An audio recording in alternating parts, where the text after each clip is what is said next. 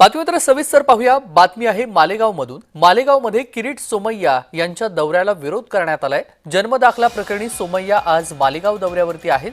Social democratic पार्टीच्या कार्यकर्त्यांनी सोमय्या यांच्या विरोधात घोषणाबाजी केलेली आहे। किरीट सोमय्या गो बॅकच्या घोषणा देण्यात आलेल्या आहेत। किरीट सोमय्या यांच्या दौऱ्याला विरोध करण्यात आलेला आहे।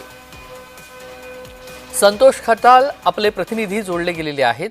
संतोष, किरीट सोमय्या यांच्या दौऱ्याला विरोध करण्यात आलेला आहे। गो बॅकचे नारे देण्यात आलेले आहेत। काय नेमकं घडलंय? किरीट सोमय्या हे आज मालेगाव दौऱ्यावर होते। 17 वाजतापर्यंत आगमन झालं। त्यानंतर मालेगाव येथील